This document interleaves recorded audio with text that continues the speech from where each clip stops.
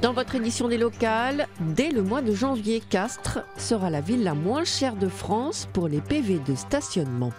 En octobre, Villeurbanne voit rose. La ville se mobilise contre le cancer du sein. Mais avant cela, la municipalité de Nice a pris des mesures de sécurité renforcées dans l'une de ses rues les plus commerçantes. Chaque matin, c'est le même balai. Dans la zone piétonne, les passants se feraient un chemin entre les véhicules de livraison. Des images banales, mais depuis l'attentat du 14 juillet et avec les menaces qui pèsent sur la France, certains habitués de la rue Masséna ne sont pas rassurés. Je pense que voilà, dès qu'on voit un camion de livraison, on a toujours cette petite image, cette petite pensée qui nous amène à ces drames au quotidien maintenant, malheureusement. La municipalité de Nice a donc décidé de renforcer les mesures de sécurité dans cette zone commerçante.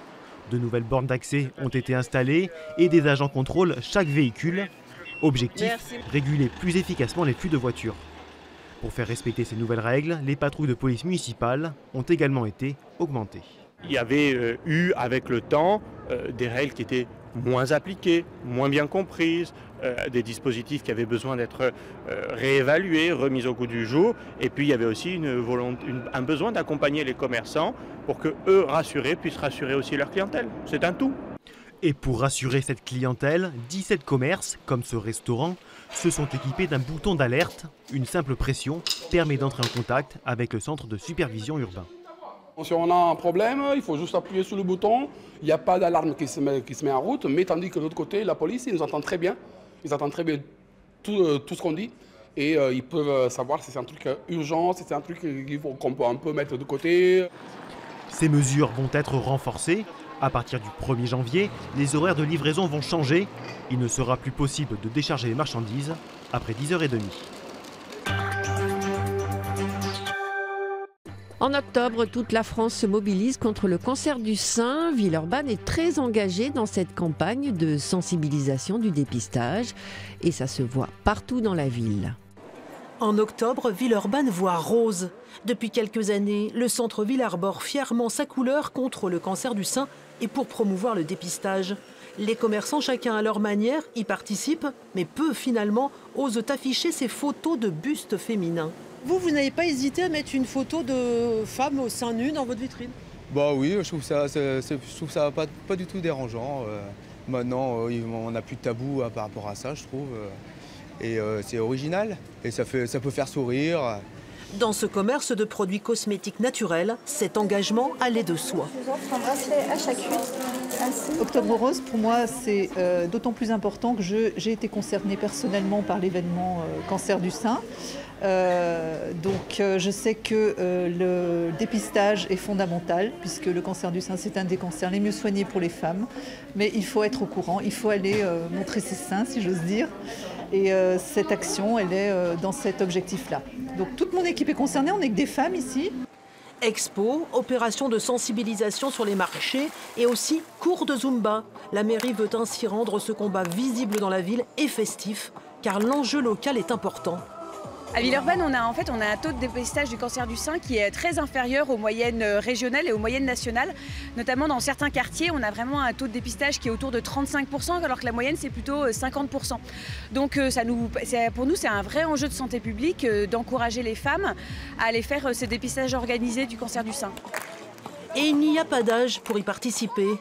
Un dépistage systématique ainsi qu'une bonne hygiène de vie réduit de 26% la mortalité chez les 50-75 ans. Depuis plusieurs jours, la France fait face à une quasi-pénurie de beurre. À Albi, les boulangers doivent augmenter le prix de leur viennoiserie de quelques centimes. Ici, pas de rupture de stock. Christophe Bourgeois peut préparer le poumpet.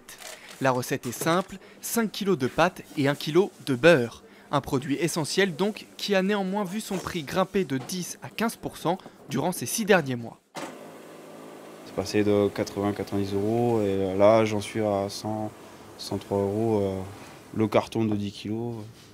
Après ça dépend aussi de la qualité du beurre, tout simplement, et de la quantité qu'on en prend aussi. Parce que moins on en prend, plus c'est cher, plus on en prend, moins c'est cher. Pour la boulangerie, impossible de faire comme si de rien n'était. Alors depuis la fin de l'été, le prix de tous les produits à base de beurre a augmenté de 5%. 5 centimes de plus pour une chocolatine, comptez 1,21 € pour un pain au raisin. Vu l'augmentation du prix du beurre, il y a un impact effectivement sur les produits, sinon on ne peut pas s'y retrouver sur la fabrication de chaque produit. Une hausse de prix qui, pour le moment, n'a pas eu de répercussions sur les ventes. Pour l'instant, c'est vrai que ça n'a pas un impact notable sur mon budget. Je suis d'accord de payer un peu plus cher si c'est de la bonne viennoiserie, toujours pareil. Avec l'argent de poche, c'est compliqué de suivre ou d'assumer à la fin du mois, de pouvoir acheter. Même quelques centimes, c'est beaucoup.